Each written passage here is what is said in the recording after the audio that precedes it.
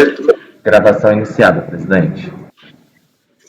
Ok, e farmácia pode também chamar a patrona do item 38. Tá? Farei a convocação. Ok, então, pessoal, bom dia.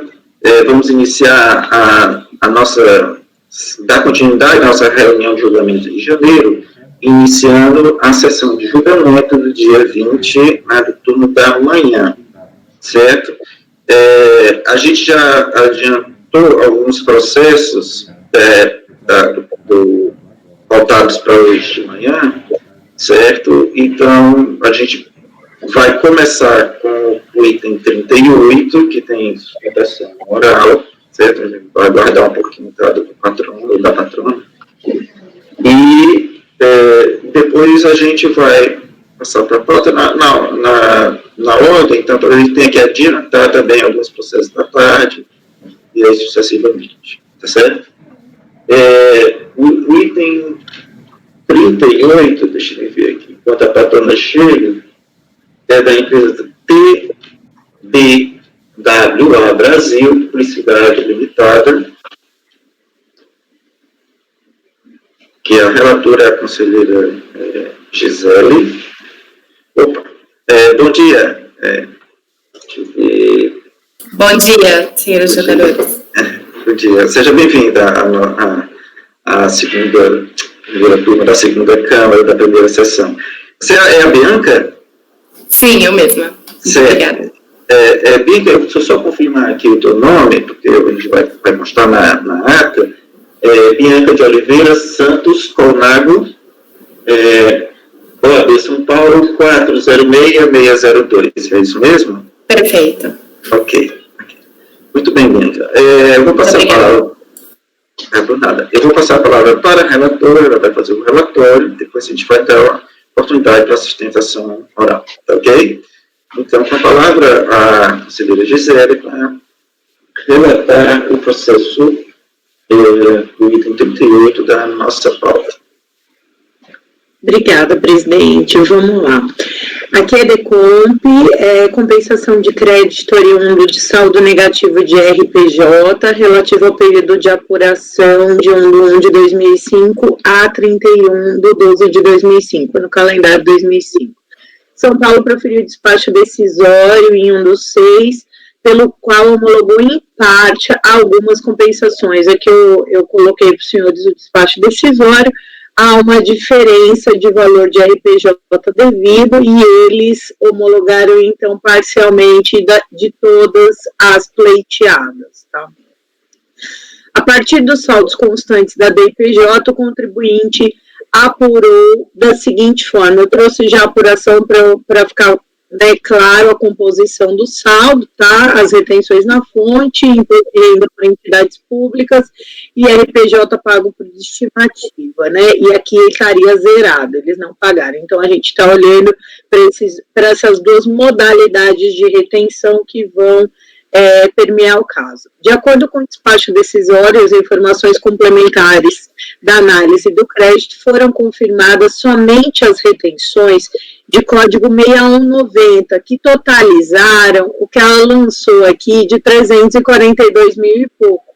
Quanto às retenções desse código 8045, foram confirmadas 49 mil das lançadas em cima de 254. Daí advém a diferença não homologada, ou seja, essa diferencinha do código 8045 é a parcela controvertida que a gente vai discutir aqui nesse processo. E isso porque, de acordo com as GIFs enviadas pelas fontes pagadoras, aí tem o relatório de folhas, não houve retenção superior ao montante reconhecido. Então, teoricamente, a autoridade fiscal não conseguiu enxergar essa diferença nas DIRFs enviadas pelas fontes pagadoras. Essa é a controvérsia. Então, aqui eu grifei alguns pontos principais, principalmente pelo modus operandi da empresa, que ela é empresa dedicada primordialmente à prestação de serviço, aqui já na manifestação de conformidade dela, propaganda, publicidade e marketing, estando, portanto, sujeita a incidência com base na IN 123 de 92. E compete ainda à agência de propaganda, no caso a recorrente, informar a retenção e o recolhimento em sua DCTF. Já o anunciante competirá a obrigação da DIRF. Então, teoricamente, essas inconsistências também são oriundas dos anunciantes, tá? E aí ela traz algumas explicações. Diz que por destoados tratamentos pode existir essa não coincidência. Ela afirma que, de acordo com o relatório de análise do crédito, foi possível verificar que a homologação integral de todas foi rejeitada justamente por conta dessa diferença. Enfim, preliminarmente, ela alega a impossibilidade de analisar os créditos de períodos encerrados há mais de 5 anos. Ela entra naquela tese, né, do parágrafo 150 versus o 74, parágrafo 5º, ou seja, se a BIPJ já passou 5 anos, teoricamente eu não preciso olhar os 5 anos da homologação tácita do crédito tributário, isso eu vou enfrentar no voto, mas ela consideraria aí essa questão, né? Então, tentando aplicar o parágrafo 150, quarto do CTN, teria transcorrido prazo decadencial por conta aí do período de análise da IPJ.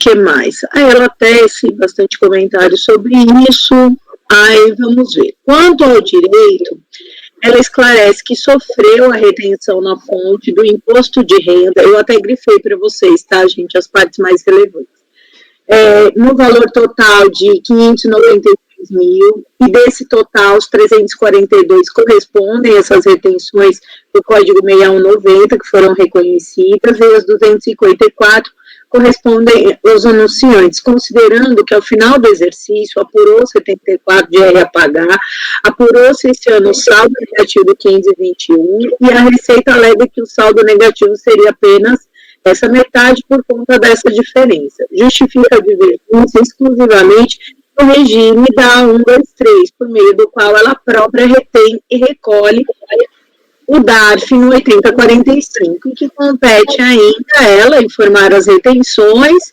e compete aos anunciantes informar o INDIRF, que ela cumpriu suas obrigações. Ela declarou na DCTF os valores retidos e efetuou o correto pagamento, e ela junta a documentação disso, tá?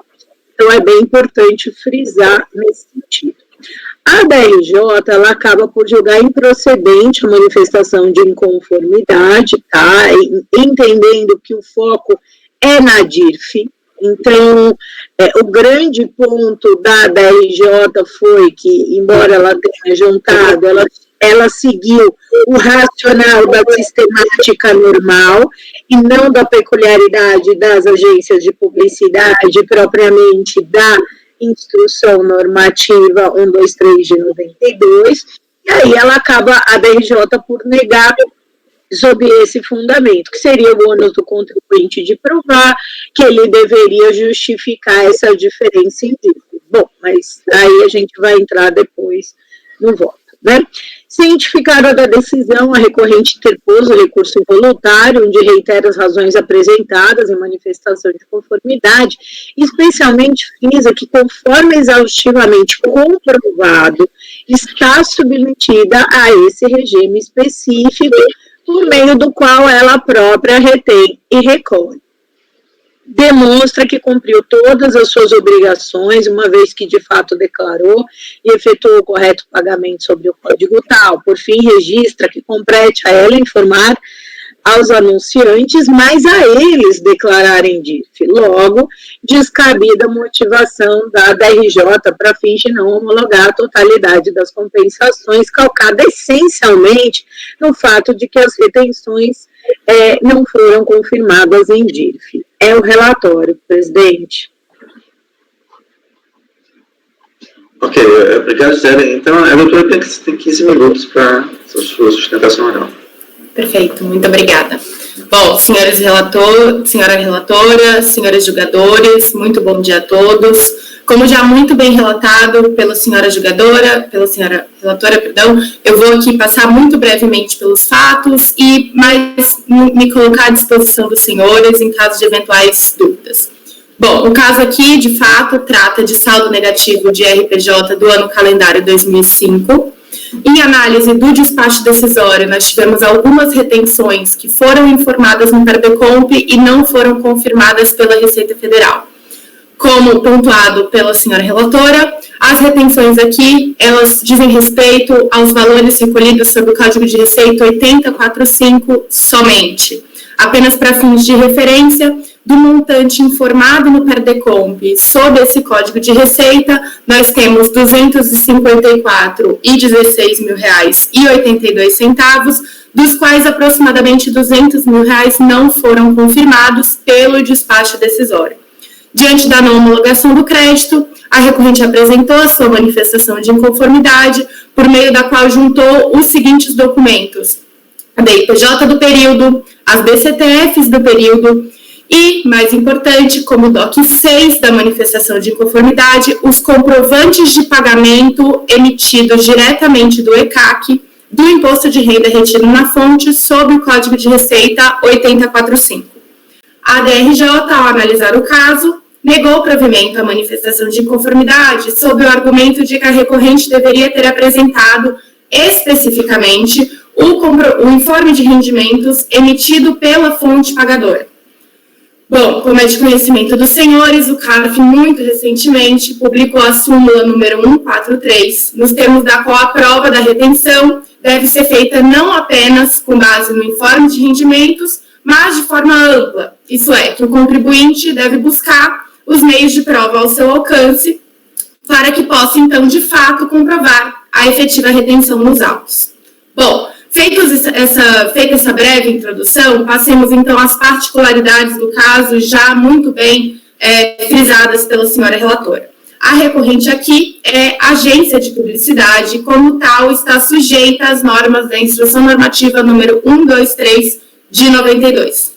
Essa instrução normativa determina que cabe à recorrente, na posição de agência de publicidade, efetuar autorretenção do imposto de renda incidente sobre os pagamentos realizados aos anunciantes, seus clientes. Então, de acordo com o artigo 3º dessa instrução normativa, cabe à agência reter e recolher o imposto de renda retido na fonte e informar aos anunciantes sobre essa retenção. Cabe, então, aos anunciantes tão somente informar os valores retidos pela agência de publicidade nas suas respectivas DIFs. Então, novamente, o imposto de renda aqui, ele é retido e recolhido pela contribuinte. Aos anunciantes cabe tão somente o cumprimento de uma obrigação acessória relativa à DIF. Esse regime, ele é bastante particular, e como ele foge um pouco do normal, do que as empresas estão acostumadas, acaba sendo muito comum que se verifiquem alguns equívocos, especialmente por parte dos anunciantes. Muitas empresas não sabem muito bem como isso deve ser informado e, como resultado, acabam ou não informando ou informando esses valores de forma equivocada, com algum tipo de divergência do que efetivamente foi retido. Qual que é o efeito prático disso para a recorrente, a agência de publicidade? Quando a Receita Federal vai analisar o crédito de forma preliminar, o despacho decisório ele acaba não identificando, naquele cruzamento de dados, as retenções que foram de fato realizadas pela agência. Isso porque, ao cruzar a DIF com o Perdecomp, acabam se verificando uma série de divergências nesse procedimento. É um erro de cruzamento de informações. É importante frisar, porém, que estamos aqui diante de um regime de autorretenção. É a própria agência quem retém e recolhe o imposto de renda. Nesse contexto, existe uma prova que ela é incontestável. Ela não deixa dúvidas da legitimidade da retenção. Essa prova aqui, ela é o comprovante de recolhimento emitido do próprio sistema da Receita Federal, do próprio ECAC, que foi apresentado pela recorrente como DOC 6 da sua manifestação de inconformidade. Constam dos autos, senhores, aqui, novamente, apenas para fins de referência, comprovantes de pagamento do Código de Receita 8045, que somam R$ 253,59,58. Ou seja, dos R$ 254,16 indicados no Perdecomp, R$ 253,59,58 estão comprovados de forma inconteste nos autos. Existe aqui uma divergência de aproximadamente R$ 950, que provavelmente se deve a algum erro de preenchimento da época, mas o fato é que 99% das retenções que foram questionadas pelo despacho decisório estão comprovadas nos autos pelos comprovantes de recolhimento que foram apostados como DOC 6 da manifestação de inconformidade. Então, feitas essas considerações, a recorrente vem aqui requerer que o seu crédito seja reconhecido, ainda que de forma parcial, no limite dos valores que foram efetivamente comprovados no processo por meio desses comprovantes de pagamento. Então, a recorrente se coloca à disposição dos senhores e agradece pela atenção. Muito obrigada. Obrigado, doutora Bianca. Agora, de volta a palavra da relatora para proferir o seu voto. Tá bem. Obrigada, presidente. Eu estou voltando. Eu disponibilizei também a cópia dos autos para vocês, caso queiram ver a documentação que a patrona menciona, tá? Está na minha pasta. O recurso voluntário tempestivo cumpre os demais requisitos legais, razão pela qual dele tomo conhecimento e passo a apreciar. Conforme relatado, a controvérsia gira em torno da diferença não homologada relativa às retenções na fonte do Código 8045. Dessas retenções, as autoridades fiscais e julgadoras confirmaram 49 do montante de 254, calcadas fundamentalmente no fato de não terem sido confirmadas em DIF. Dito isso, vamos às razões trazidas pela recorrente. Da inocorrência de decadência. Em seu recurso voluntário, a recorrente afirma que o fisco não poderia, em 2006, rever a composição do saldo negativo declarado da DPJ 98, pois o direito à alteração desse direito creditório já teria sido alcançado pela decadência nos termos do 150, parágrafo 4º. Aí, no seu recurso, ela afirma que, como o fato ser gerador, se materializa em 31 de dezembro, enfim.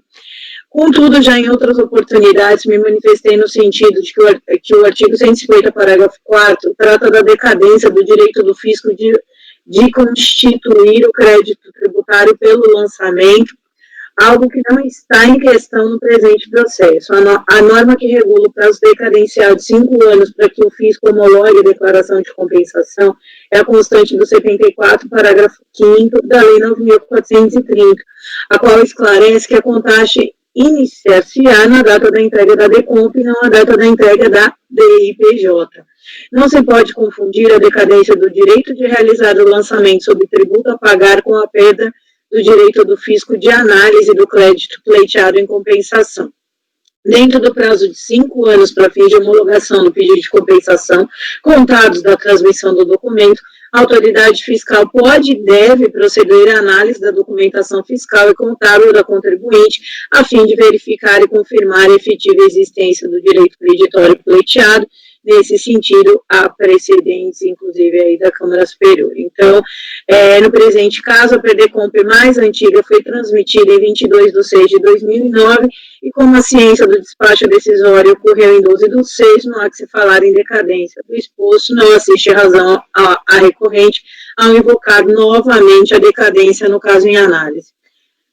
Questão de mérito da legitimidade do direito creditório em análise. O ponto central da presente controvérsia é definir se, diante do vasto conjunto probatório apresentado pela hora recorrente, apenas o fato de as retenções de imposto de renda retido na fonte não terem sido confirmadas em DIF pela anunciante podem implicar na não homologação integral do direito creditório pleiteado pela contribuinte, agência de propaganda. Então, essa é a controvérsia. A hora recorrente, tanto em sede de manifestação de conformidade como no seu recurso voluntário, cuidou de demonstrar que declarou em DCTF os valores retidos, aqui eu ponho as folhas e por isso eu coloquei cópia dos autos, e efetuou o correto pagamento do imposto de renda retido na fonte sobre o Código de 8045, as folhas tais. Juntou aos autos todos os documentos probatórios da retenção efetuada por ela própria, frise-se. O suposto documento que não teria sido juntado, leia-se elemento motivador da não homologação integral das perdecontas pelas outras autoridades fiscal e julgadora, qual seja o informe de rendimentos emitidos pelas próprias fontes pagadoras, clientes da recorrente anunciantes, não existe. Haja vista que a própria recorrente que faz a retenção e o recolhimento do imposto de renda, cabendo às fontes pagadoras apenas informar tal retenção em suas dívidas. Vale lembrar que a recorrente, por se tratar da agência de propaganda, está submetida aí ao regime da 123 de 92 e, de acordo com o referido ato normativo, é a própria agência de propaganda que tem o dever de recolher, por conta e ordem de seus clientes, o imposto que ordinariamente seria por eles retido na fonte, recolhendo-os através de um único DARF nesse Código 8045. Compete ainda a recorrente informar a retenção em sua DCTF, já o anunciante a DIF. Logo, agora a recorrente não pode ser penalizada, entre aspas, com a não homologação da totalidade dos seus créditos por eventual equívoco da anunciante quanto ao seu dever de informação das retenções em sua DIF. E conforme bem salientado pela contribuinte sua peça recursal, a comprovação do oferecimento à tributação das receitas correspondentes ao imposto de renda utilizado na composição do saldo negativo em questão pode ser facilmente observada, apenas aí com uma regra de 3. Assim, tem-se que o valor total dos rendimentos oferecidos à tributação pela recorrente, correspondente ao IR por ela retido, é de 24 milhões, próximo ao que foi informado em sua DIPJ. E para mim isso acaba sendo, né, até por requisito, algo extremamente importante, né, que ela trouxe e fez questão de demonstrar. Portanto, em vista das considerações super e provas apresentadas nos autos, não nos parece razoável negar o reconhecimento do direito creditório de um contribuinte exclusivamente pela falta do cumprimento de obrigação acessória de outro, mormente quando comprovado nos autos o atendimento das condições impostas pela legislação tributária para a dedutibilidade das retenções e ausente qualquer nexo de causalidade entre alguma ação ou omissão da agência de publicidade ou a falta de entrega de DIF pelos anunciantes. Dito de outra forma, o fato de as informações declaradas pelas fontes pagadoras em suas respectivas DIFs não coincidirem com as informações declaradas pela recorrente em sua DECOMP, não pode isoladamente servir de fundamento para negar eventual direito creditório e, consequentemente, as compensações efetuadas, uma vez que a certeza e liquidez do direito creditório restou devidamente comprovada. Do exposto, com base no princípio da verdade material e de convicção, outro no sentido de conhecer do recurso interposto e no mérito dar-lhe provimento para homologar integralmente as compensações até o limite do direito creditório pleiteado, como voto. Eu também fiz uma pesquisa sobre o tema, né, porque não era especialista em agência de publicidade, né, então fui dar uma olhadinha, tem até alguns precedentes de TE, né, nesse sentido, pois até o do Ailton, que é muito parecido, né, com o caso que a gente tem, mas é isso, tá, presidente, como voto, está posto ainda. Ok, obrigado, José. Eu acho que a gente votou um processo bem parecido com esse, lembrando que eu fui relator, era bem parecido. Esse, acho que em 2019, a gente votou um processo assim, bem parecido. Diga. Não, pode continuar, Pedro. Não, terminei, pode falar. Só uma curiosidade, eu estou olhando os pagamentos aqui. Você fez fazendo o cálculo desses valores, porque são vários pagamentos, né? A questão aqui, e no processo, não tinha uma planilha elencando esses valores e o somatório. Você chegou a fazer essa conta? Tá mudo, Gisele. A patrona até colocou, acho que dá uma... Eu não cheguei a somar 1 a 1, tá? Mas ela própria aí colocou, falou, dá uma diferencinha de uns 900 e pouco, né? Mas é que eu fiz uma, né? Eu não fui na linha, tá, Efigênia? Eu não somei 1 por 1, mas eu vi que pelos números e pela soma daria basicamente a totalidade. Porque aqui a discussão é exatamente, se a gente... Igual nós já, até no anterior, não é só a questão da DIRF, né? E o que estaria fazendo, às vezes, da DIRF, que substituiu a DIRF, era a própria comprovação desse pagamento. Né? Porque não foi, quando houve o batimento, não foi visualizado esse pagamento, exatamente porque não havia DIRF. Ela supre isso com esse comprovante do pagamento.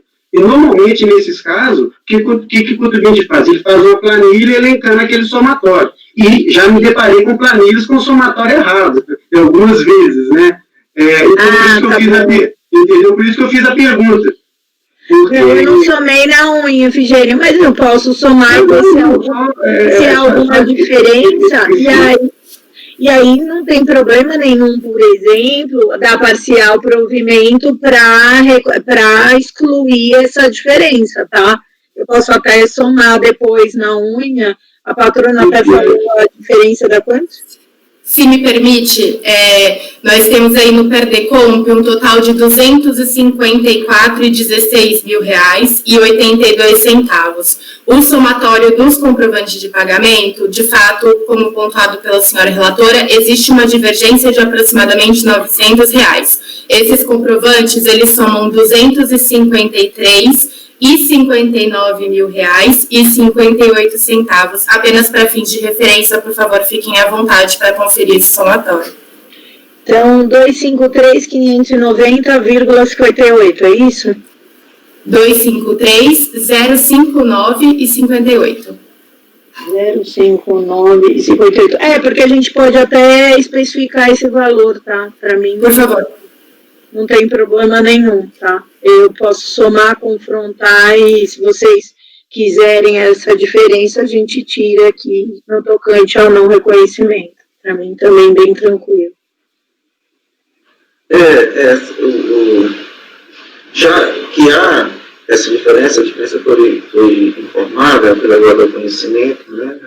Seria interessante fazer essa soma e colocar, né, no voto, eu ponho, presidente, sem problema nenhum. Eu faço uma planilhinha, somo e coloco que o reconhecimento total é o 253 e, portanto, voto por dar parcial provimento, levando-se em consideração o valor reconhecido, ao invés dos 49, os 253, 59 e 58.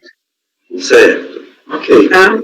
Eu ponho isso, eu ponho a planilhinha, e aí você coloca nos termos do voto da relatora, eu vou incluir a planilha e vou incluir esse valor. Certo. É porque eu acho que aí fica melhor, porque a questão de direito a gente já superou, né? Porque é possível essa questão, tem a soma e tal. A gente esbarra simplesmente em uma questão de fato, né? O somatório. Ou é o valor ou não é aquele valor. O que tiver comprovado, né? Homologa e pronto.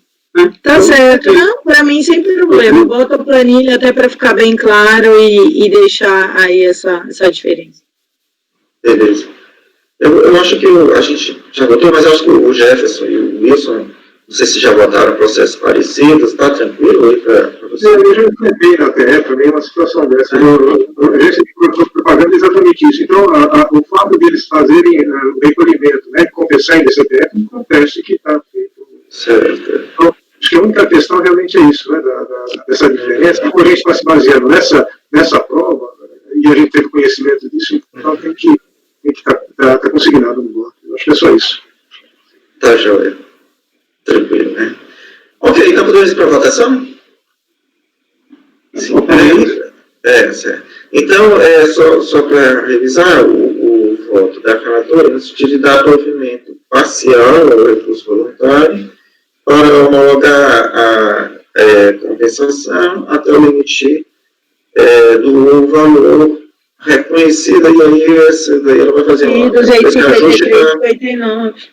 Como inserir esse valor informado, ok? Então, vamos votar, Fichinho. Eu acompanho a relatora, presidente. Certo. Eu também acompanho a relatora, presidente. Também acompanha a relatora, presidente.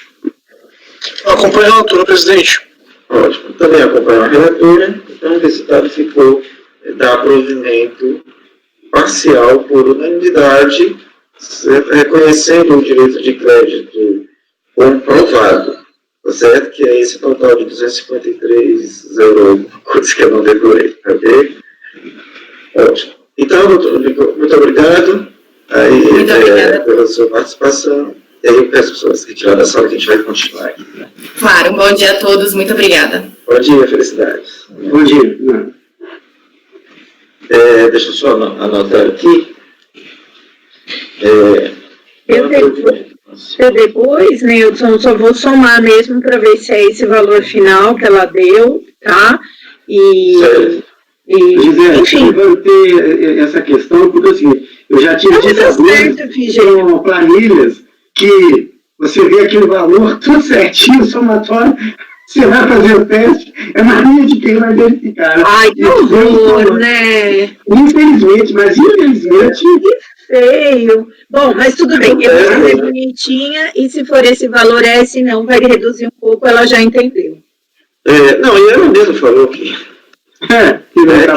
estava diferente, que não tinha provido o valor integral, né? Então não tem como a gente reconhecer tudo, né? Então, por unidade...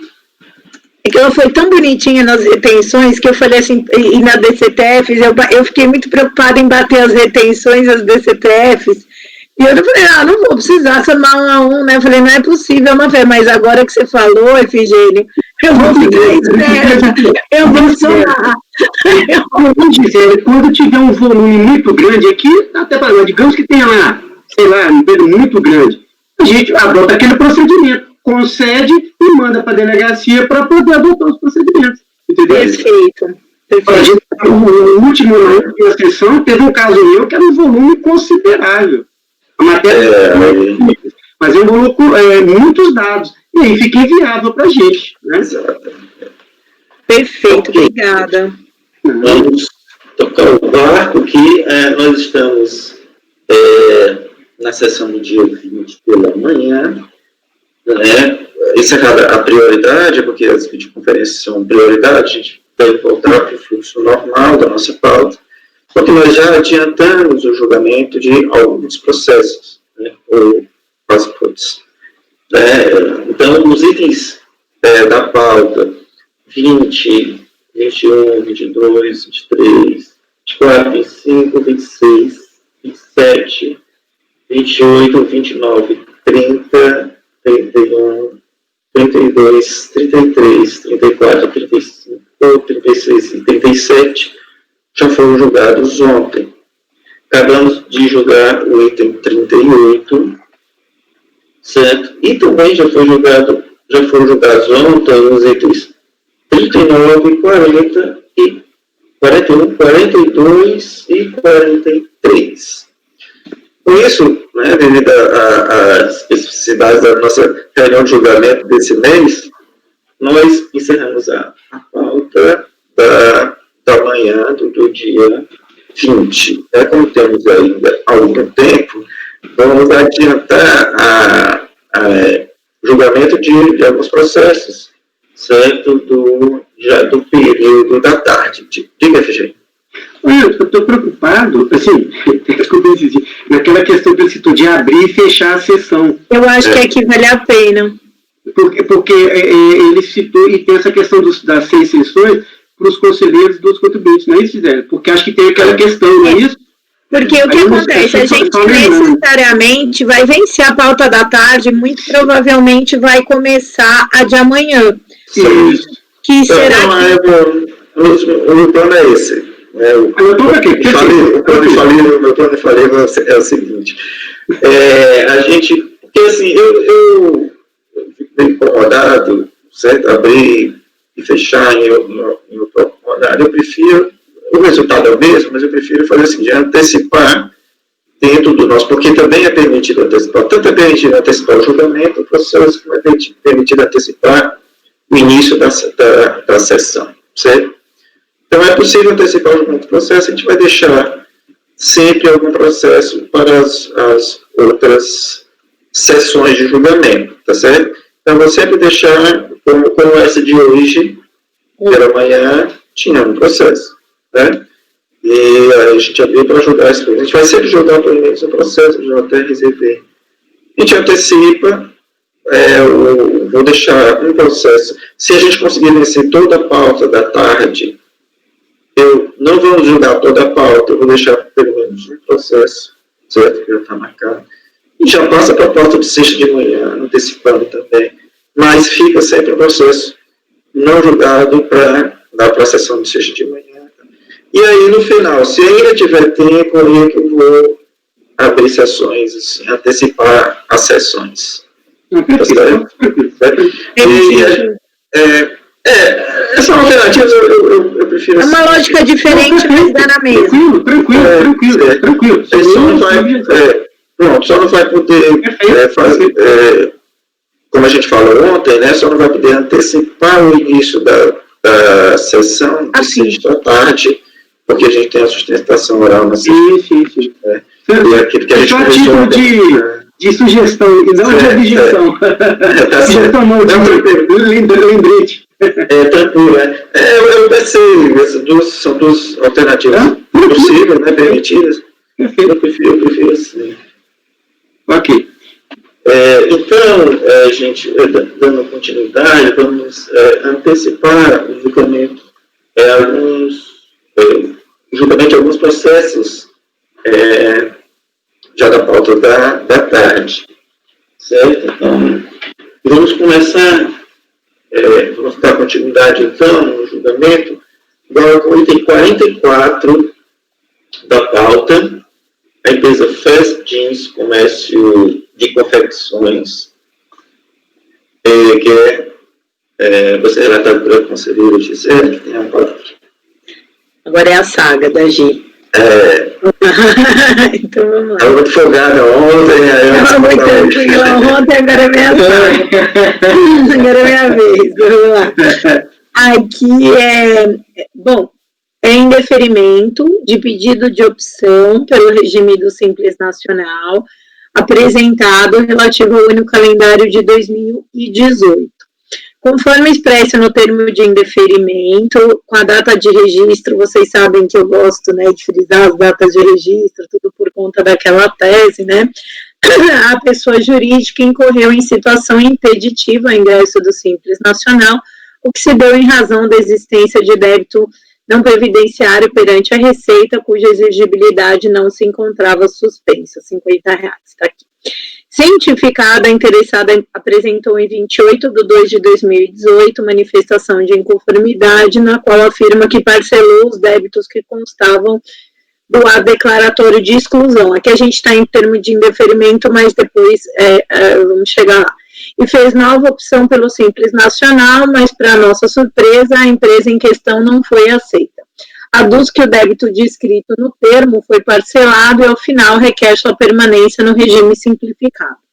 Na sessão da RJ, ela julgou improcedente a manifestação de inconformidade por considerar essencialmente que, eu até pus o trecho porque é o principal, para 2018, a opção do Simples Nacional pode ser feita até o último dia de janeiro, de 31/8, quando todas as pendências impeditivas deveriam estar regularizadas, e conforme consulta nos sistemas da Receita, o débito em tela foi extinto por pagamento efetuado apenas em 1/6/2018, no DARF de 53, sem observância do prazo legal.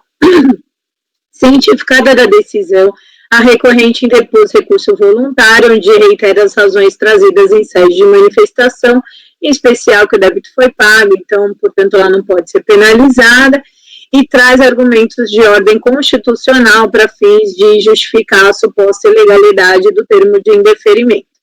É o relatório, presidente, vou passar para o voto, tá?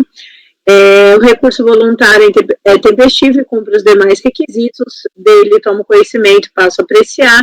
Inicialmente, eu não evidencio nenhum tipo de vício formal, processual, foi cumprida a legislação de forma adequada, também não cabe essa relatoria discutir constitucionalidade de lei com base nos dispositivos.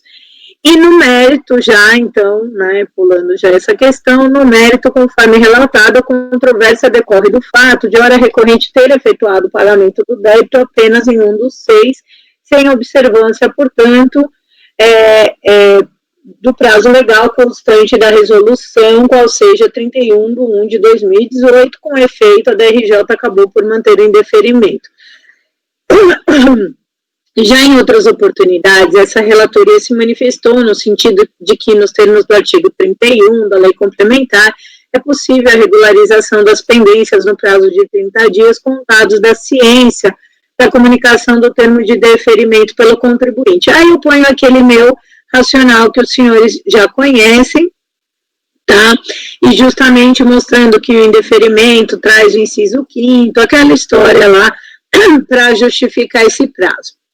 No mais, há relevantes precedentes desse CARF e tudo mais. Bom, item 16, já vou para o meu item 16. É que eu tenho que registrar isso, né, que é a minha posição.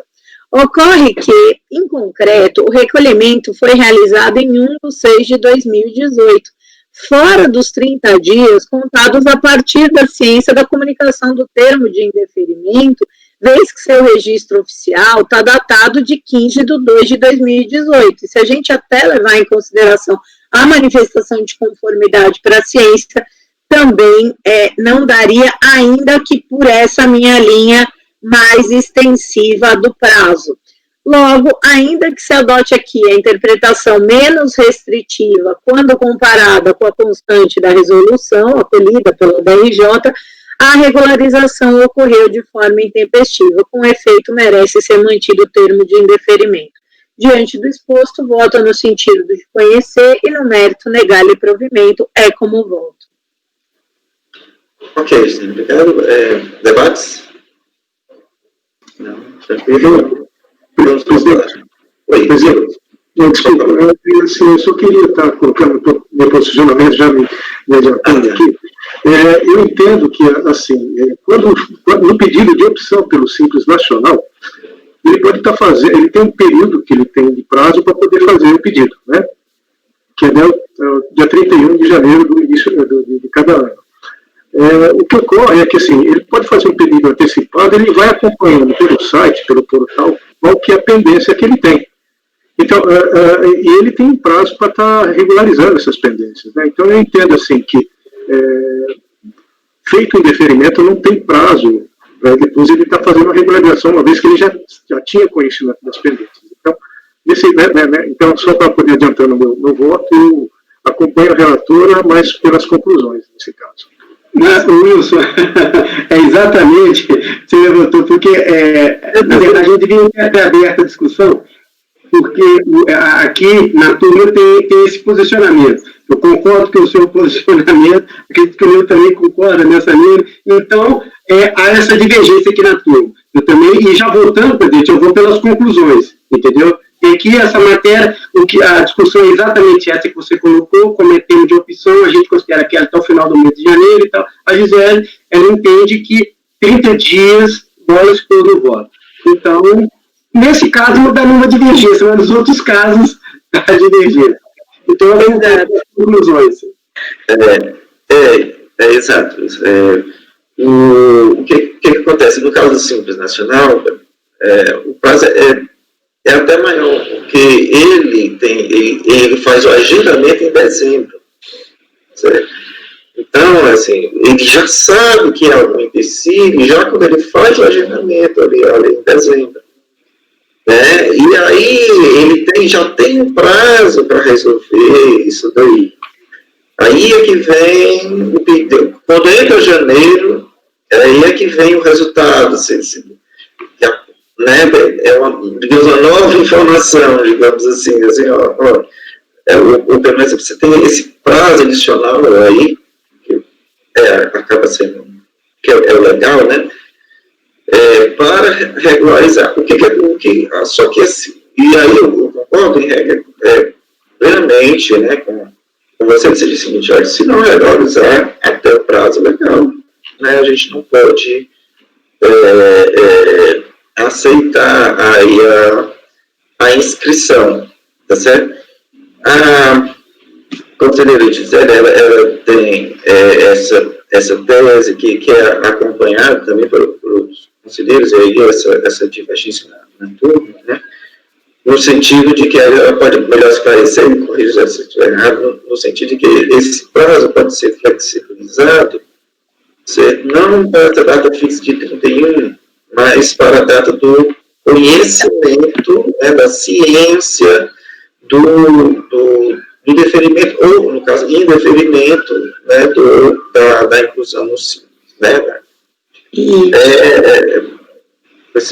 Porque, na verdade, eu me vale do artigo 31, parágrafo 2º, em detrimento da própria resolução. Por quê? Quando eles fazem o indeferimento, eles capitulam justamente no inciso 5º do artigo 17, que faz o espelho à exclusão.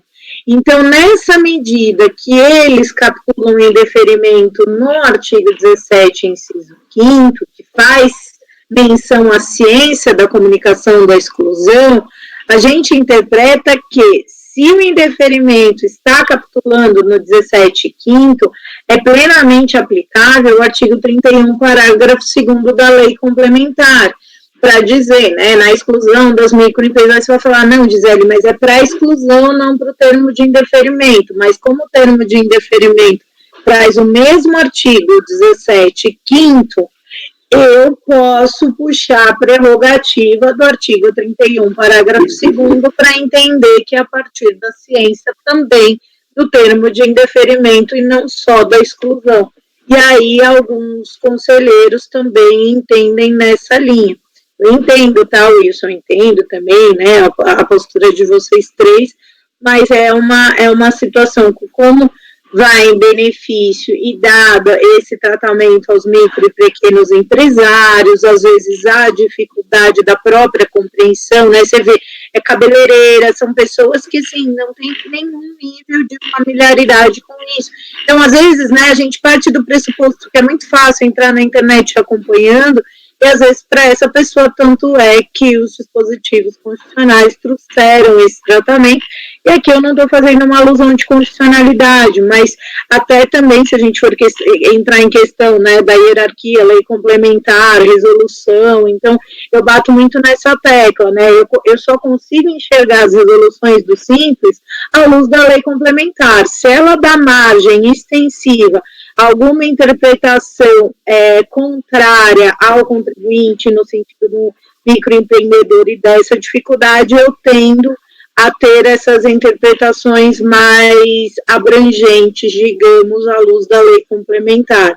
Já tive isso em outras situações, os colegas sabem, de intimação e outras coisas, então eu tendo a ter essa visão, tá, Wilson? Só para esclarecer. Eu não acompanho, porque eu acho que essa aplicação extensiva da norma, que eu acho que é possível isso acontecer, mas não nesse caso, porque ela contraria uma norma positivada, específica, que é a que determina o prazo.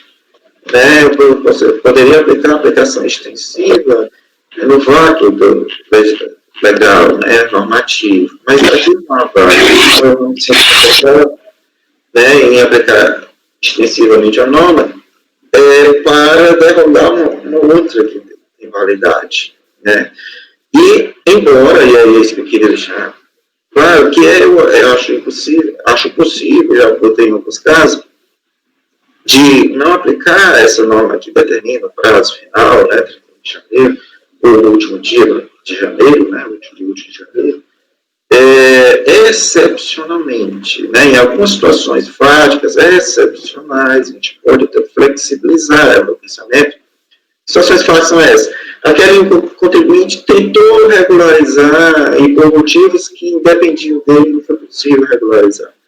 Aí eu tenho voltado no sentido de flexibilizar essa norma aí por uma questão de proporcionalidade, razoabilidade, né? Não criando uma outra norma geral, mas criando uma excepcionalidade por via do princípio da proporcionalidade. Então, às vezes, Só para deixar claro também a minha posição para o Wilson, né, que está chegando agora. Ok, mais alguma observação? Não? Podemos votar, então, né? Efigênio? Eu já, com a relatora pelas conclusões. Certo. Eu também, presidente, com a relatora pelas conclusões. Ok. Eu voto integralmente com a relatora. Certo. Jefferson? Também acompanho a relatora, presidente. Certo. Também vou acompanhar a relatora pelas conclusões. Então, ficou legal provimento por unanimidade, certo? Os conselheiros Efigênio, Wilson e Nilson votaram pelas conclusões. Certo. Não precisa de declaração de voto. Deixa eu anotar aqui. Também na ata que eu faço uma anotação redundante. Agora, Efigênio, eis que chegará quando a tese vai dar problema.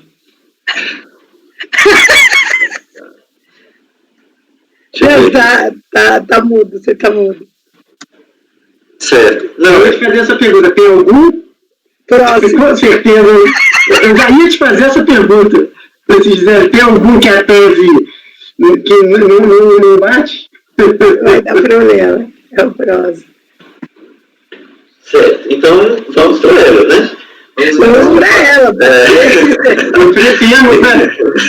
Item 45 da pauta, empresa Grupo Tecom, terapia e consultoria, também na relatoria da conselheira Gisele, que tem a palavra. Então, vamos lá. Aqui também deferimento de opção, 2018. Então, conforme expresso no termo, com data de registro 15/12, a pessoa jurídica incorreu em situação impeditiva, que se deu em razão da existência também de débito com exigibilidade não suspensa, cientificada, a interessada apresentou em 6/3/2018, né, dentro dos 30 dias, manifestação de conformidade, na qual afirma que o débito foi pago consoante comprovante de recolhimento de 28/5/2015, no valor de 530, em vista do que postulou em subsistência do ato administrativo contestado. A DRJ julgou improcedente a manifestação por considerar essencialmente aquela questão do prazo de 31/1/2018, com base na resolução. Conforme consultas aos sistemas da Receita, o interessado efetuou o pagamento do débito em 28/5, no total do 530, importância que extinguiu apenas parte do débito dos 485, restando um saldo devedor de 39. O sobrecitado saldo foi extinto por pagamento em 2/3/2018. Então, vejam, o valor maior, ele foi pago em 2015, só que daí ficou um remanescente de multa, que é esse valor pequenininho de 39,36, e esse valor remanescente foi pago em 2/3/2018. E aí, dentro dos 30 dias do indeferimento, tá? Só para mostrar que a controvérsia está bem aqui. Cientificada da decisão em 20/9, a recorrente interpôs recurso voluntário, onde reitera que o débito foi pago, então não pode ser penalizado. Bom, passo ao voto, tá, presidente?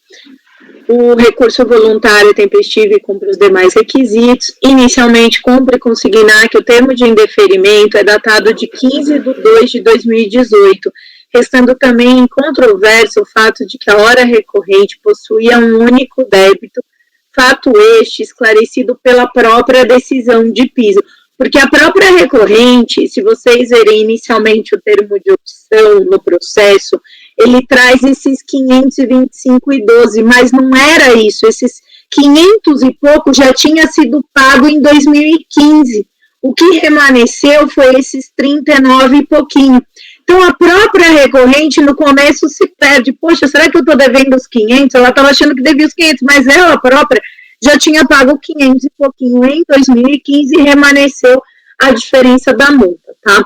Então, por isso que eu trago aqui. Então, de início, eu compro observar que, por erro, o mesmo débito constou 2 vezes, isso aqui está na decisão de piso, tá? 2 vezes do termo de indeferimento, conforme consulta no sistema SINAC, as pendências fiscais se resumem a um único débito, sobredito débito concerne ao ano de 2015. Conforme aqui relatado e confirmado pelo R-Acórdão de primeira instância, o débito em questão foi pago parcialmente em 28 de 5 de 2015, no total de 530, importância que acabou por extinguir apenas parte do débito, 485, restando um saldo devedor de 39,66 principal, definitivamente quitado em 2 de 3 de 2018. A RTRJ, calcada nas disposições constantes do artigo 6 da resolução, considerou que mesmo o débito tendo sido pago em 2 de 3, esse saldo de 39, o foi após a data limite para regularização da pendência, o que inviabiliza o atendimento da demanda formulada pela hora recorrente. Aí vem justamente a tese. Ocorre que nos termos do 31 da lei complementar, então eu puxo a lei complementar em detrimento da resolução, então não é que eu ignoro a resolução, mas eu privilegio a lei complementar, considero possível a regularização da pendência no prazo de 30 dias, contados a partir da ciência, está ali a exclusão, será permitida na hipótese do artigo 17, a permanência 30 dias contados à ciência, em que pese o caput do dispositivo faça menção à ciência da comunicação da exclusão do regime, traz expressa referência às hipóteses dos incisos 5º ao 16 do capítulo 17, tá? Então tá aqui o seu débito inscrito com ausência de inscrição. E é justamente no inciso 5º, acima transcrito, que está fundamentado o termo de indeferimento. Então, se vocês olharem o termo de indeferimento, essa tese teve aso por conta da fundamentação do termo de indeferimento. Se vocês olharem, tá aqui, ó. Fundamentação legal, Lei Complementar 123, artigo 17, inciso 5, tá? Então, por isso que essa interpretação começou a ser construída, essa que eu trago aqui. No mais, há relevantes precedentes desse CAF nesse sentido, eu trago aqui o próprio Ricardo, né, Gregório, trago também do Benedito Benício. Vejam que o recolhimento do saldo remanescente, leia-se parcela ínfima do débito realizado em 2 do 3, definitivamente ocorreu dentro dos 30 dias contados a partir da ciência da comunicação do termo de indeferimento, vez que seu registro oficial está tratado de 15 do 2, se a gente contar os 30 dias da manifestação, basicamente, dá muito mais. No mais, insta consignar que a presente interpretação não tem o condão de afrontar a sistemática do Simples Nacional, mas sim acomodar de forma coerente e harmônica com a própria Lei Complementar 123 os prazos para que os contribuintes tenham a oportunidade de regularizar quando de eventual exclusão do regime ou indeferimento do termo de opção após a ciência da comunicação dos referidos autos. Por fim, além das disposições da Lei Complementar se sobreporem e orientarem as resoluções, convergem com os valores constitucionais atrelados à promoção do desenvolvimento econômico e social do país, com atenção aos micro e pequenos empreendedores. Logo, fazer prevalecer o excesso de formalismo para além de afrontar o princípio da razoabilidade e proporcionalidade dos atos administrativos, prejudica em larga medida a própria ordem econômica. Diante do exposto, voto no sentido de conhecer do recurso e no mérito dado provimento é como voto.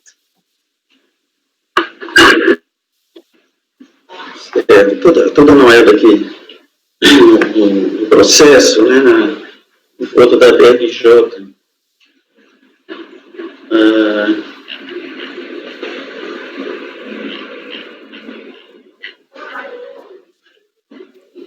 Fica à vontade, porque ele ficou bem confuso, ele apontava esses dois, depois a DRJ reconheceu. Deixa eu ver se eu entendi. O contribuinte está pedindo para ser incluído no Simples no ano de 2018, não é isso? E o impedimento para isso, para causou um deferimento do pedido, seria o débito de 2015, certo? O débito de 2015. 15. Não, 2, né? Porque a DRJ reconhece que há duplicidade e que eles erraram. Pois é. É só resíduo, né? Na verdade é só resíduo.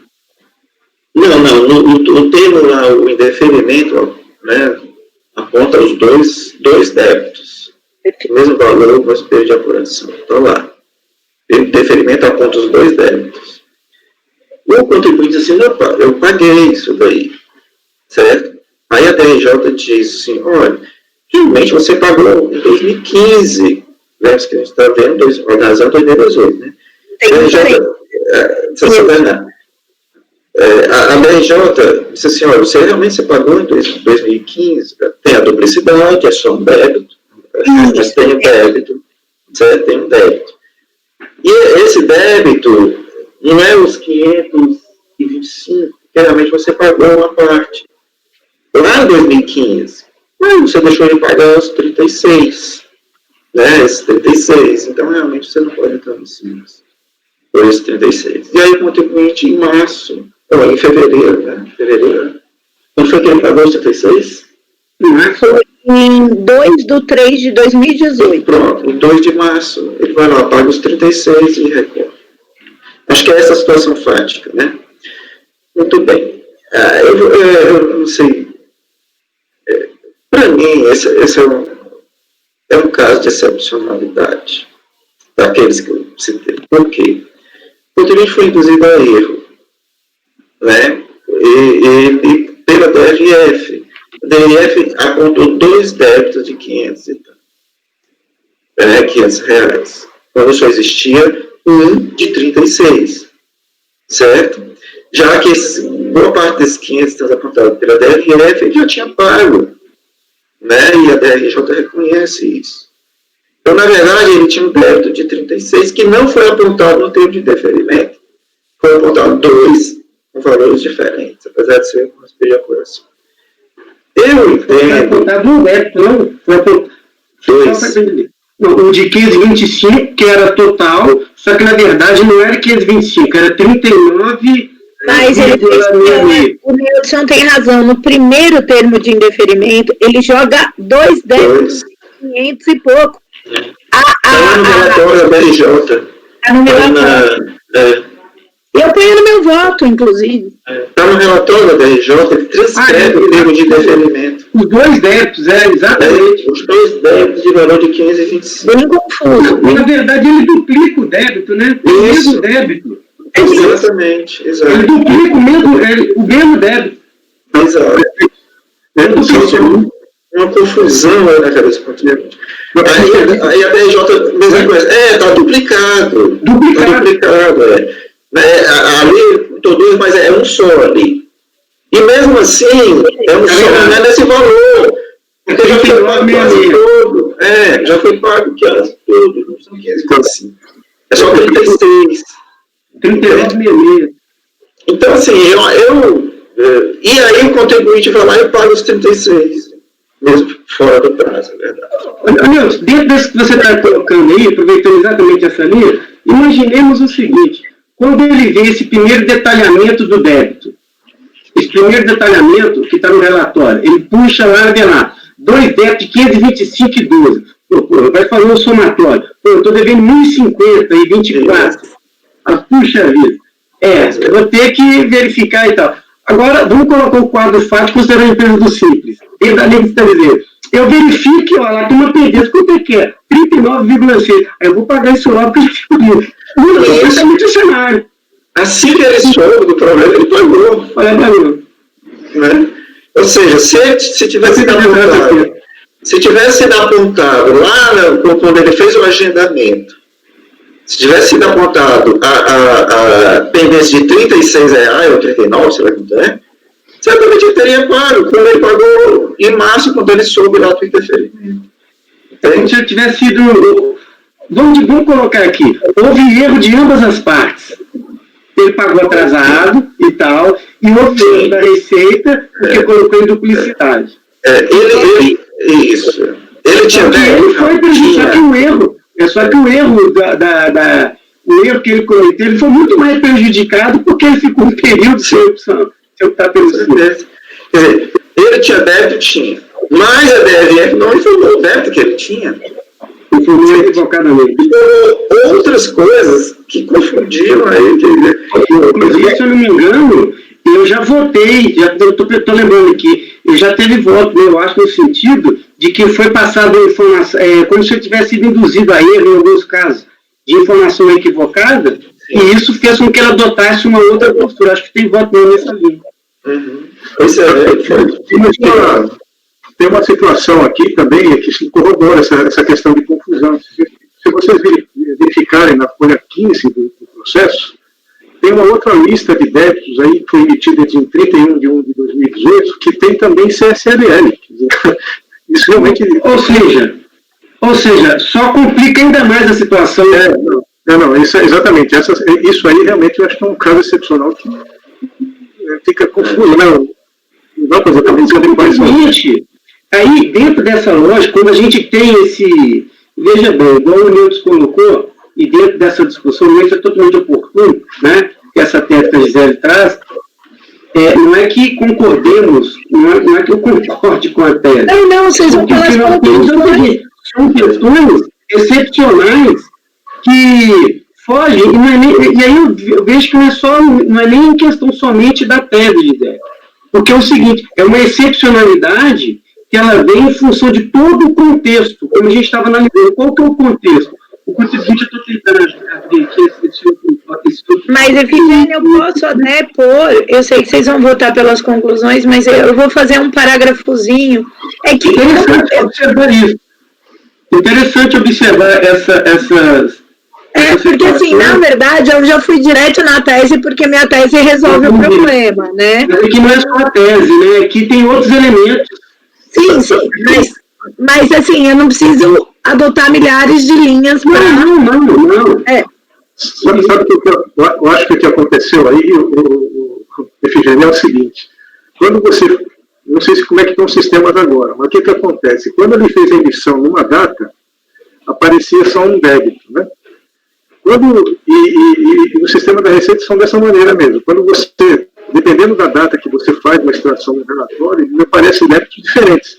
Então eu tenho a impressão que, assim, naquela data, lá no primeiro relatório, e aí, talvez aí que é interessante da coisa é o seguinte, quando você faz um pedido de opção pelo Simples, naquela data lá é que fica marcado qual era o débito que estava... do balanço, não é a fotografia do momento. Aí o detalhe é o seguinte, se você deixar passar mais tempo e você tirar uma outra fotografia, vão ter outros débitos que são impeditivos, entendeu? Então, para mim, eu entendo que nesse momento é que vale aquele fotografia que vale naquele termo de opção. Se por acaso ele fez quando ele fez a opção, fez a verificação, tinha os débitos pendentes, ele regularizou aquela pendência, vamos imaginar que fosse no dia 15 de janeiro de algum ano. Mas no dia 31 apareceu outro débito. Para mim, não interessaria que outro, porque o que apareceu como pendência quando ele fez a opção foi aquele único que ele regularizou. Entendeu? Wilson, eu estou olhando aqui a página 15, sabe o que eu acho que pode ter acontecido? É o seguinte, quando ele gerou esse relatório, ele realmente, o que mostrou para ele? O débito de 525, que é esse que nós estamos discutindo aqui, né? Sim. E aí apareceu ainda, e olha que ele é de 1 de 2015, e apareceu o débito de CSL e de PIS. Ele pode ter pago esse débito de forma correta, entendeu? Ele falou, efetuou o pagamento no valor correto, então fez a alocação perfeita e nem fez a discussão. Só que é o seguinte, o de 525 não era 525, mais uma vez. Olha só que interessante. Provavelmente, ele quitou os débitos de 23,79 e 26,59. Eram valores menores. Entendeu? Então, só olhando esse tempo para poder entender. Se o débito fosse aqui de 525, fosse o valor correto, que é 39,66, ele talvez poderia ter utilizado a mesma sistemática, ter pago, tal qual ele pagou os demais. E aqui aparece o débito errado. Então você vê aí que... Não, o que eu estou vendo é assim, onde aparecem esses dois débitos, é no agendamento. Certo? Aí ele foi, no agendamento. Aí ele foi lá, ele deve ter pago em dezembro de 17, isso daí, né? E aí, o termo de indeferimento, certo, foi só pelo esse débito maior de 525, porque ele disse que já tinha pagado. entende? Em 2015 já. Então, acho que esses dois débitos CSL que aparecem, eu acho que é em razão disso. Aparece no agendamento, assim que você agenda em dezembro, né? E aí você tem dezembro, pagar, tem janeiro, e só aparece esse débito maior no indeferimento mesmo, quando encerra o prazo para regularização, aí diz, foi indeferido por isso. Aí foi quando surgiu a duplicidade, né? E no agendamento não tem nem duplicidade na época do agendamento. Mas eu acho, Milton, que isso daqui é o relatório que ele puxa para poder, quando ele faz a solicitação, está pagando. Isso, é um agendamento. Então ele solicitou e apareceram essas pendências. Na verdade, não é solicitação. O agendamento é como se fosse uma inscrição prévia. Você vai lá e faz a opção, né? Você faz a opção. Isso. É tipo assim, aí aparece aquelas pendências. Então, nessa data, apareceu para ele esses débitos de CSL e de PIS. Acredito que esses débitos, ou duas situações, ou esses débitos não haviam sido ainda alocados, ou ele foi lá e quitou esses débitos. Exatamente. É nessa hora que eu digo. Olha só os valores, 26,59, valores baixos. Provavelmente, o que deveria ter acontecido? Esse débito de 525, ele teria que estar na situação de 39,66 também. E não 525,12. Porque já tinha sido a maior parte quitado lá atrás, em 2015.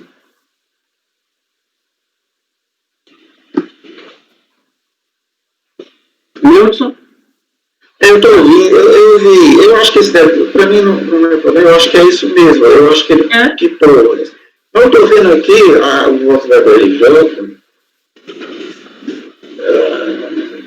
Coisa estranha aqui, porque assim.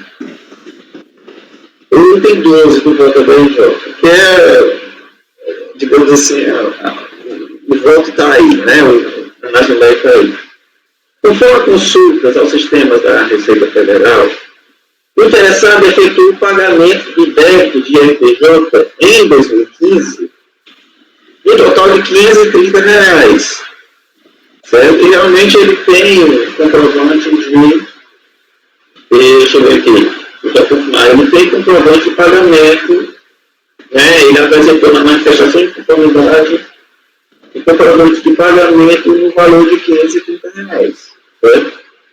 E a DRJ aqui. Bom, aí ele diz: importância que extinguiu apenas parte do débito, 485. Ele diz: olha, o pagamento de 530 só extinguiu 485. Sobrando ainda em aberto 39. Aí a minha pergunta é: como o pagamento de R$530 só extingue 485?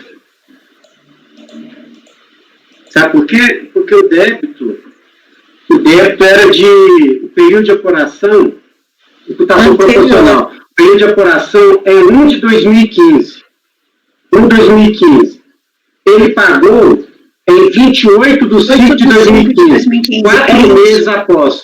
Exatamente. Então, quando fez a imputação proporcional, entendeu? Esse foi o detalhe. Mas então é o seguinte, mas eu repito, boa essa observação que você trouxe. Se lá atrás, naquela relação de pendência, aparecesse os 39 que é a diferença, provavelmente ele teria quitado, ele quitou 26 e o 23,79. Perfeitamente. Ele foi reduzido a ele. Certo? Porque aí a gente deve 530, mas eu paguei 530 aqui. Isso. É isso que ele diz na manifestação de conformidade. Tivesse apresentado isso corretamente lá atrás. Os 39, sim. Isso, os 39. Certamente ele teria pago em dezembro. Primeiro pagou. Primeiro pagou a Contribuição Social e o PIS. E como ele pagou essa diferença em 3 de março, logo depois quando soube.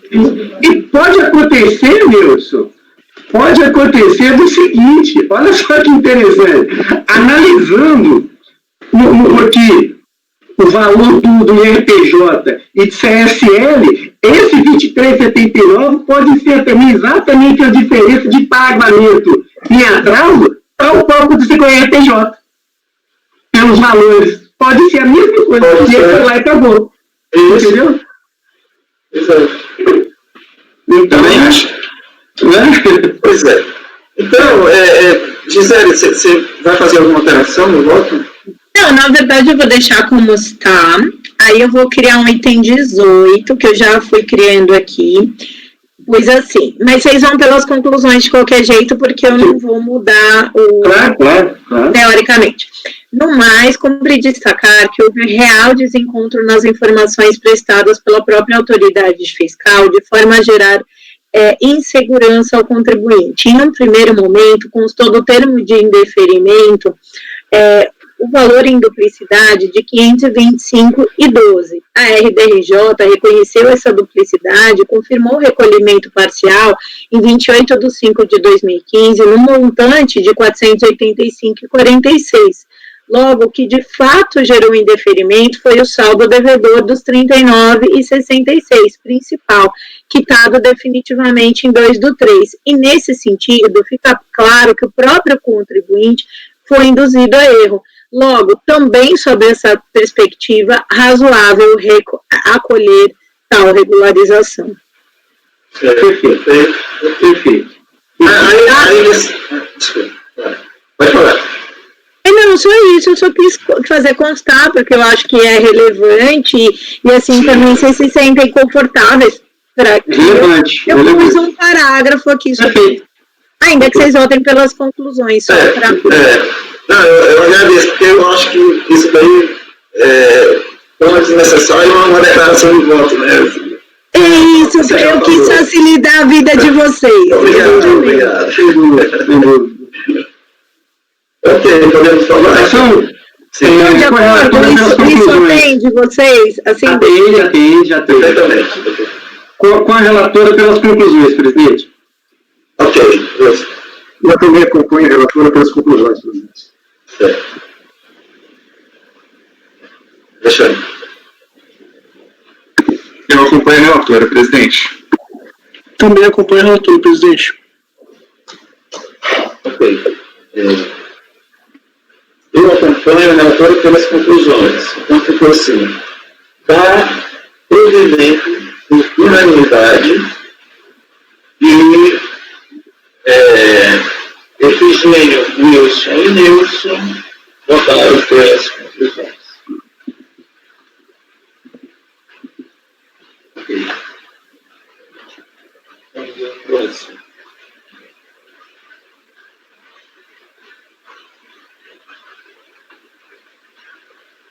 Então, próximo, item da pauta, item número 46, da empresa Motocarga, Indústria e Comércio de Rebote Limitada, ainda a relatoria da conselheira Gisele, como falei. Obrigada, presidente. Vamos. Esse acho que é mais tranquilo. Bom, só um minutinho, estou abrindo aqui. Aqui a exclusão do Simples Nacional, tá, com efeitos a partir de 1/3/2013, conforme a DE. Então, de acordo com a DE, a exclusão se deu em razão de débitos com exigibilidade não suspensa, está aqui, tá?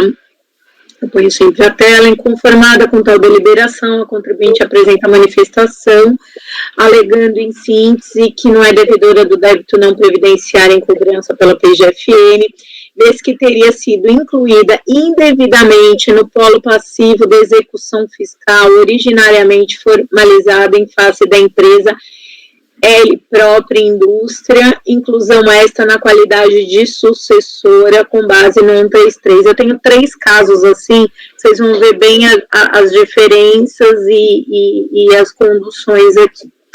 Contesta a referida inclusão com base em decisões judiciais favoráveis e deduz que a sua exclusão do Simples Nacional por suposto débito deveria ser precedida de processo administrativo hábil a viabilizar o pleno exercício do seu direito de defesa, fato que não ocorreu, ensejando a nulidade dos autos. De outra parte, aduz que o crédito tributário seria inexigível, porquanto a contribuinte ofereceu bens à penhora naqueles autos e os embargos foram atribuídos efeitos suspensivos. Nessa linha, faz referência ao artigo 151, inciso 3 e 5 do CTN, para dizer que a exigibilidade do crédito se suspende pela reclamação e outros recursos. A BRJ julgou improcedente a manifestação de inconformidade, ela considerou, né, vias administrativas concomitância, efeito, então a impugnação não for como execução judicial, torna-se não conhecida, e a exclusão do simples, ela considerou que permanece a pendência dela, ainda que na qualidade de responsável pelo 133. Cientificada da decisão, a recorrente interpôs recurso voluntário e reitera seus pontos apresentados em sede da manifestação e reforça os argumentos de ordem constitucional para fins de justificar a suposta ilegalidade do ADE por violação ao princípio do tratamento diferenciado, capacidade contributiva, isonomia, bem de todos, né? É o relatório. Passo ao voto, presidente. O recurso é tempestivo e cumpre os demais requisitos legais, dele toma conhecimento. Então, aqui, já de cara, não tem qualquer vício, foi respeitada a legislação do simples, a gente não pode apreciar a arguição, né, de inconstitucionalidade, então, eu afasto de antemão esses argumentos. Item 12, no mérito. Conforme relatado, a controvérsia decorre do ato de exclusão e da exigência desses 43. A lei complementar ela é clara, né, ao estabelecer que a existência de débitos é condição impeditiva, podem pular, que é a legislação padrão.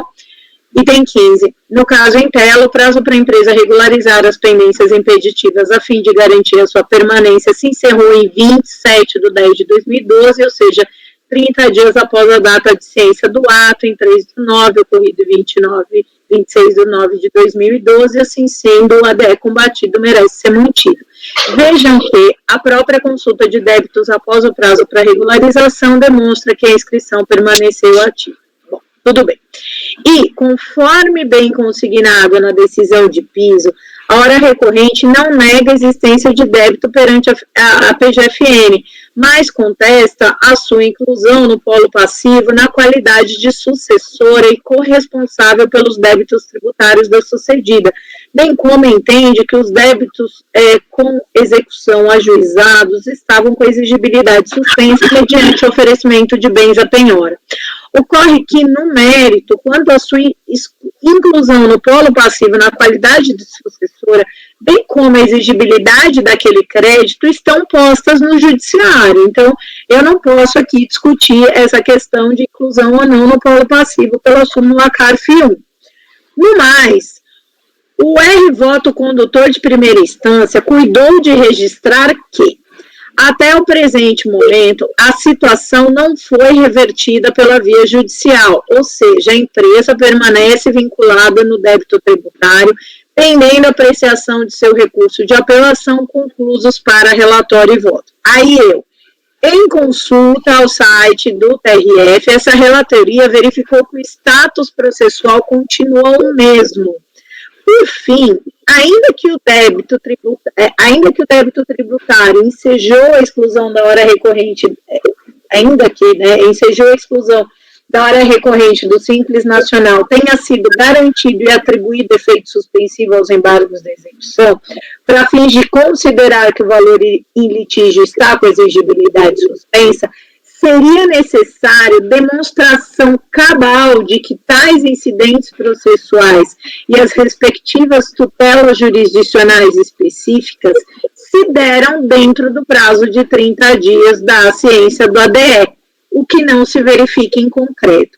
Então, o que eu olhei? Poxa, será que nesse período houve alguma tutela jurisdicional que retirasse a contribuinte da qualidade de corresponsável? Não, ela permanece. Quando a gente olha no TRF, a apelação está pendente, né, pode até ter uma reversão disso, mas até o momento, no curso dos 30 dias, a gente não tem esse resultado. Vocês vão ver em outros casos que eu consigo ver de forma clara isso, tá? De forma favorável ao contribuinte, essa tutela e tudo sendo resolvido. Aqui, realmente, a situação ficou truncada para mim e eu não me sinto confortável em considerar que ela não é codevedora, tá? e por isso eu nego o provimento e é como voto. Depois, para a votação, repetindo. Repetindo, jogou? Ah, não, tá aí. Para mim ficou, acho que está tendo problema na rede. Para mim está todo muito escuro agora. A filmagem ficou um pouco congelada. Vocês estão normal? Sim, normal. Então, para mim já posso votar. Já pode votar, então. Com a relatora, presidente. Ok. Acompanhe a relatora também, presidente. Também acompanha a relatora, presidente. Também acompanho a relatora, presidente. Eu puder acompanhar a relatora, então o ministério ficou por negar provimento por unanimidade. Vamos prosseguir para agora no item 47 da pauta, a empresa MS Freitas, Planejamento Administrativo e Financeiro.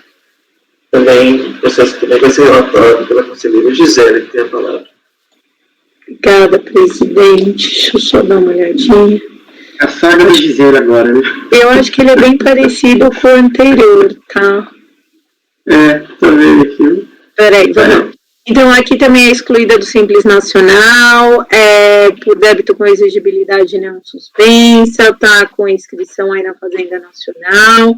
Aqui ela alega também que corresponde a débito de terceiro dessa companhia mundial, remontando aí a 96 e 98, supostamente anteriores à constituição da contribuinte, que somente iniciou a sua atividade em 2001. Entretanto, a PGFN, de forma manifestamente legal, procedeu mais de 15 anos após os respectivos lançamentos à modificação das inscrições para indevidamente incluir a peticionária como responsável pelos débitos, porém, é firme a orientação da doutrina e da jurisprudência no sentido de não ser admissível a modificação sujeito passivo em CDA. Bom, mas vamos lembrar que aqui a gente já está em inscrição endividativa, né, constituição definitiva. Aqui também, não só por concomitância, mas a gente também tem uma questão formal da linha do tempo da constituição do crédito tributário, né, eu sempre lembro disso aqui nesses casos que eles são meio, né, a DRJ jogou em procedente a manifestação de inconformidade, essencialmente porque não cabe nessa sede discutir os fundamentos dos débitos, se são devidos ou não, e sim, se foram recolhidos, parcelados, ou se a exigibilidade está suspensa, enfim, se foram regularizados. No caso, os débitos continuam, estavam pendentes em cobrança no prazo, né, da lei complementar, logo não tendo a contribuinte comprovado a regularização, ele manteve a exclusão. Cientificada, a recorrente interpôs recurso voluntário, onde reitera seus pontos de defesa e, gente, cortou meu voto aqui, e reforça dois fatos centrais, que é justamente a questão da sucessão, né, eu vou pôr isso no voto, nossa, que estranho, será que eu tenho duas versões? Pode ser que eu tenha. Principalmente essa questão da sucessão, e que realmente esse débito pode existir, mas não lhe pertence, tá? Vou para o voto, presidente, que aqui eu também trago essa situação. Então, o recurso voluntário é tempestivo e cumpre os demais requisitos legais, razão pela qual dele toma conhecimento e passa a apreciar. Então, conforme relatado, a controvérsia aí é desse débito da PGFN, a gente sabe pela legislação que isso gera, né, a exclusão. No caso em tela, item 10, o prazo para a empresa regularizar as pendências a fim de garantir sua permanência encerrou em 13/10/2017, ou seja, 30 dias após a data da ciência do ADE, em 12/9/2007, assim sendo, via de regra, o ADE combatido merece ser mantido. Vejam que a própria consulta de débitos, após o prazo para regularização, demonstra que a inscrição permaneceu ativa. Por sua vez, a hora recorrente sustenta em sua defesa que, esses eram os dois pontos que eram para estar lá em cima, as inscrições em questão correspondem a débitos de terceiro e os débitos arrolados no ADR remontam aos anos de 96 e 98, já existindo, portanto, ao tempo da opção do contribuinte pelo Simples Nacional, e assim sendo, deveriam ter figurado como fator impeditivo a opção da recorrente. Em resumo, ele chega e fala, bom, aqui na exclusão vocês estão me trazendo essas inscrições, por que vocês não trouxeram isso lá no termo de indeferimento? Porque esses supostos débitos já existiam, mas na verdade a gente sabe que eles foram incluídos na qualidade de sucessor só na CDA, então por isso que não constou do termo de indeferimento. Mas o contribuinte traz essa alegação, tá, aqui em recurso voluntário. Essa esteira sustenta que agora, mais de 5 anos desde a sua opção pelo Simples Nacional, não seria possível a administração invocar débitos já então existentes para 1/9/2017 e desconstituir aquele ato de opção sob pena de afronta, aquele artigo que a gente discutiu, Efigênio, 54 da 9784. Então, ele fala assim, poxa, lá no termo de opção, esses débitos existiam, não me deixaram optar, eu me vali do regime especial e agora vocês vêm me excluir por conta dessas restrições, isso é um absurdo, viola o artigo 54, em resumo, ele traz isso. Em linha com a decisão de piso, considero que extrapola o objeto do presente processo administrativo fiscal discutir os fundamentos dos débitos, se são devidos ou não, e potenciais questões incidentais inerentes à inclusão da contribuinte no polo passivo da CDA, mas sim verificar se os respectivos valores foram recolhidos, parcelados ou se a exigibilidade está suspensa, de forma a justificar potencial regularidade. Em concreto, os débitos continuavam pendentes em cobrança no prazo da lei complementar e a recorrente não trouxe qualquer elemento fático probatório, tampouco decisão judicial hábil a confirmar sua ilegitimidade passiva e, portanto, sua desvinculação do débito. De outra parte, em que pese os citados débitos já existissem ao tempo da opção da contribuinte pelo regime do Simples Nacional, não há aqui afronta ao artigo 54 da 9784, vez que, de acordo com a própria DE de 1/9/2017, a medida só produziu efeitos a partir de 1/1/2018. Logo, não há que se falar em efeito retroativo do ato de exclusão, o que afasta de pronto o argumento da recorrente de potencial violação ao citado dispositivo, porque ele faz, né, do direito adquirido lá atrás. E, na verdade, à medida que a exclusão só gerou efeito daí para frente, não está gerando prejuízo para o contribuinte, então não há violação a 54. Para essa relatoria, o ato de exclusão acaba, em termos práticos, por desconstituir o direito da contribuinte à sua permanência no regime simplificado e, por conseguinte, os atos praticados além dos últimos 5 anos decorrentes da adesão devem ser convalidados. E, nesse sentido, em caso houve plena observância das diretrizes do 54, ou seja, não voltou para trás, né? Diante do exposto, voto no sentido de conhecer do recurso voluntário e no mérito negar-lhe provimento como voto, colegas. Semelhante ao anterior, né? Ele estava algumas questões adicionais, mas no mérito basicamente as questões são as mesmas, praticamente. É que no outro ele tinha rolamento, né, por parte do outro devedor, ele tentou buscar a suspeição da exigibilidade, mas veja, sem uma decisão que tire, né, que retire uma tutela jurisdicional, que retire a recorrente do polo passivo, fica difícil para nós. Não, eu acho que é difícil, não, impossível. Então, a única saída é uma tutela judicial para poder a gente aceitar. Caso contrário, eu tenho um caso que ele conseguiu. Então, é interessante, porque realmente não tem muito, ao meu ver, não tem muito o que fazer, não. Então, é isso, gente. Podemos votar, presidente? Sim. Acompanha a relatora, presidente. Ok. Também acompanha a relatora, presidente. Eu também acompanho a relatora, presidente. Também acompanho a relatora, presidente. Então, eu também acompanho a relatora. O resultado ficou em negar provimento por unanimidade.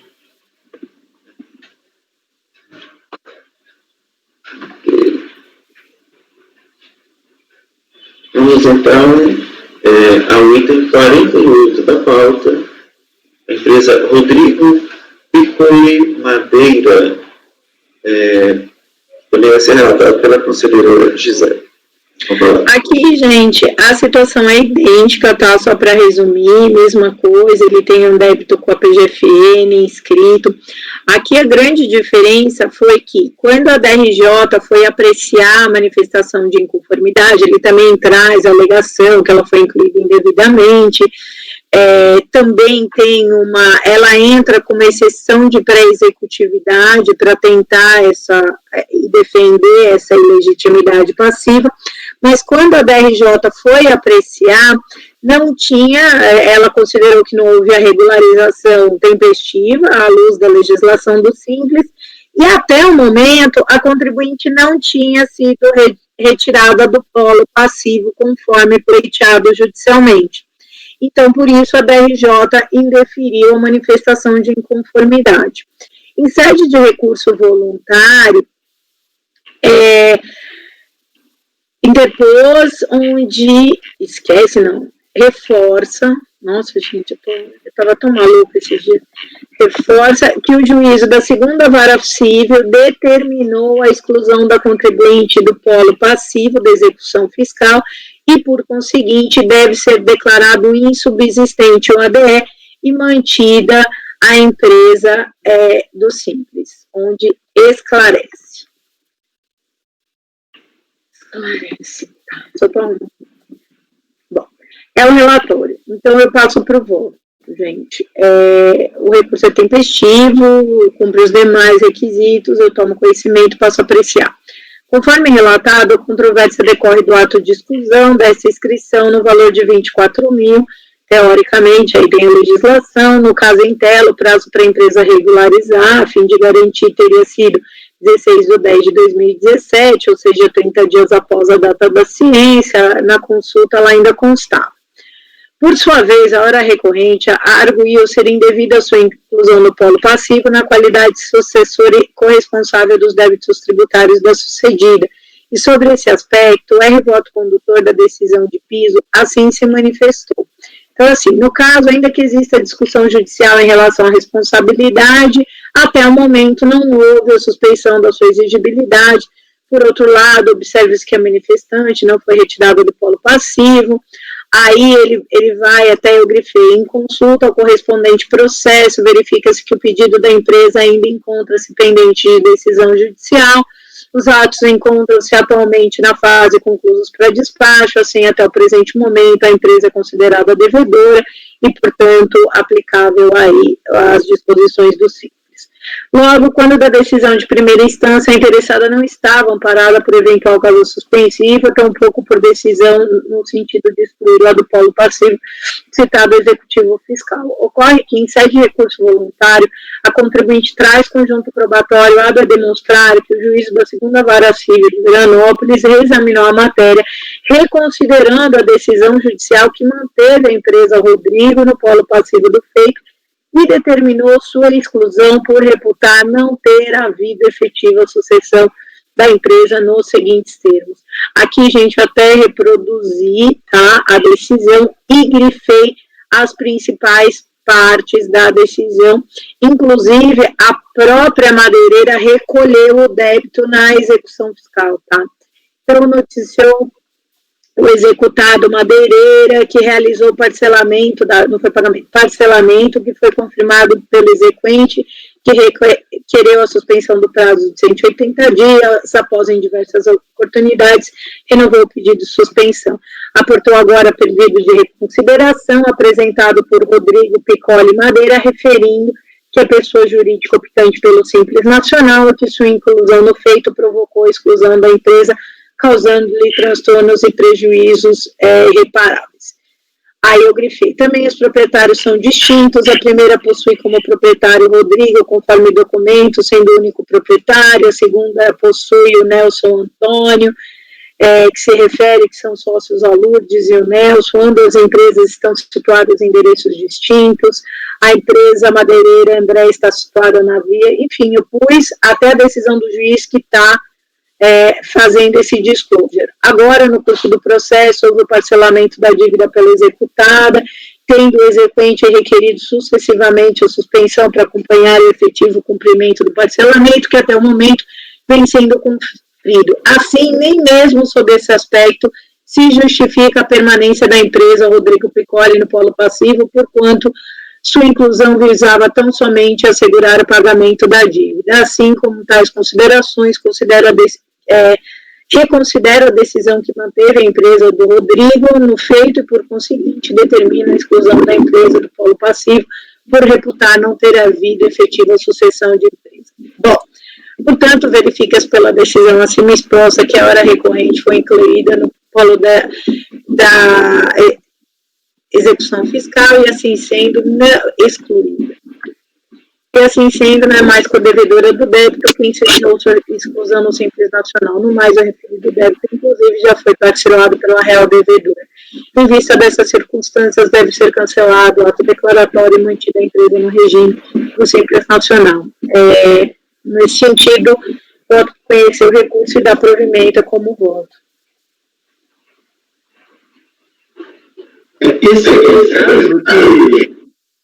Aqueles casos de decisão judicial que fazer o quê?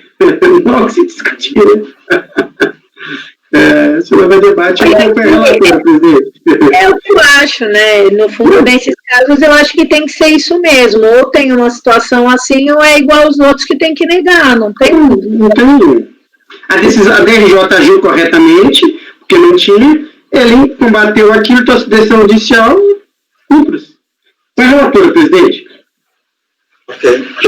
Você também acompanha a relatora, presidente. Eu também acompanho a relatora, presidente.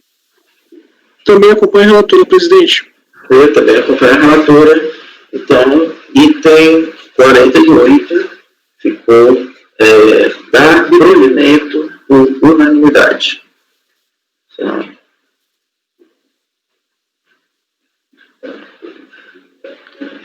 ok. Vamos ao intervalo de 10 minutos? Intervalo. Vamos lá? 10 minutos. Fabimar, eu vou pedir para o Fabimar. Tudo aí, tranquilo. Oi, presidente. Fabimar? Sim. Vamos ao intervalo de 10 minutos.